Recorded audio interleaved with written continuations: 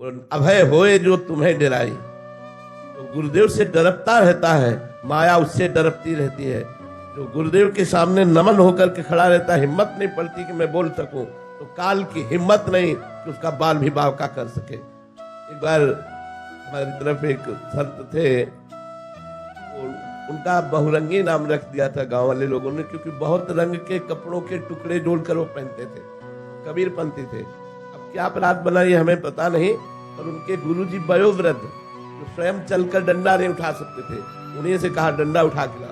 डंडा उठा के ले झुको, वो झुके और ऐसे लाठी मारते, वो बस साहब साहब साहब साहब ऐसे करके पीछे हट जाते, फिर बुलाते आओ, फिर डंडा मारते, फिर वो साहब साहब करके लौट जाते, फिर वो बुलाते। जब गुरुदेव से बताया तो गुरुदेव ने कहा धन्य है वो शिष्य जो अपने गुरुदेव का शासन स्वीकार करता है। जो गुरुदेव का शासन स्वीकार करता है, माया कभी उस पर शासन नहीं कर सकती। तो गुरुदेव से डरना, गुरुदेव से संकुचित होना, हमारी साधना सुरक्षित बनी रहेगी। अब जैसे अपने गुरुदेव से डर लगता है तो एक बात हर समय बनी रहती, कोई ऐसा आचरण न बन जाए हमारे गुरुदेव दुखी हो जाए, हमारे गुरुदेव रोष में हो जाए, गुरुदेव को अच्छा न लगे। हे भगवान, आप हमको ऐसे सामर्थ्य दो कि गुरुदेव के अनुकूल चल सके, कभी गुरुदेव के प्रतिकूल आचरण न बने। ये डर बहुत अच्छा है। बड़े भाग्यशालियों को अपने गुरुदेव से डर लगता है कि हमारे द्वारा कहीं कोई ऐसा आचरण, कहीं कोई ऐसी बात न बन जाए कि गुरुदेव रुष्ट हो जाए, गुरुदेव की कृपा दृष्टि बदल जाए। ये तो बड़े अहोभाग्य है। अगर ये बना रहा, परम पद मिल जाएगा, पक्की बात समझो, इसमें कोई संशय नहीं। जो गुरु से डर गया, आया उससे डर गई। गुरु से डरता रहे कि कहीं कोई अपराध न बन जाए, कहीं कोई। और जो गुरुदेव की अवहेलना कर देते तो चाहे सर के बल खड़े होकर साधना करे, कभी भगवत साक्षात्कार नहीं हो सकता।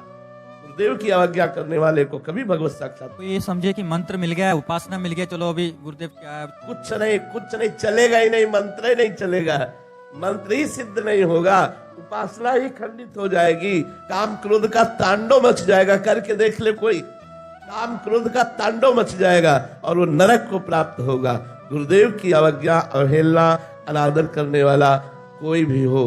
देखो कागभूषुंड जी का पावन चरित्र कागभूषुंड जी स्वयं सुना रहे हैं, अमचरितमानस में है। वो कह रहे हैं कि मैंने अपने गुरुदेव की अवहेलना की तो इष्ट देव ने साप दे दिया। देव का मंत्र जप रहे थे भगवान शंकर का मंदिर में, और गुरुदेव पधारे, खड़े नहीं हुए, गुरुदेव को प्रणाम नहीं किया, तो भगवान शंकर ने साप दे दिया। अरे ऐसे करुणा में गुरुदेव के पधारने पर तुमने उनका अनादर किया, जा पापी अजगर की तरह बैठा रहा, अजगर योनि को प्राप्त हो, 7 बार तू अजगर योनि में जन्म ले। नमामि शमीशान निर्वाण रूपम विभुम व्यापकम ब्रह्मवेद स्वरूपम। इस स्तुति का गान करके गुरुदेव ने भगवान शंकर को प्रसन्न किया। तब भगवान शंकर ने कहा तेरे गुरुदेव की कृपा के कारण जन्म तो होगा, लेकिन जन्मत मरत दुसा दुख होई, वो तुझे व्यापेगा नहीं और भगवान श्री राम की अबाध भक्ति तुझे प्राप्त होगी। इसका तात्पर्य कि मंत्र उपासना मिल भी जाने के बाद गुरु की कृपा तभी सफल होगी, जब गुरुदेव की आज्ञा पर रहे, गुरुदेव की सेवकाई करे, गुरुदेव से मन मिलाकर चले, तभी तो परमार्थ की सिद्धावस्था प्राप्त हो जाती है।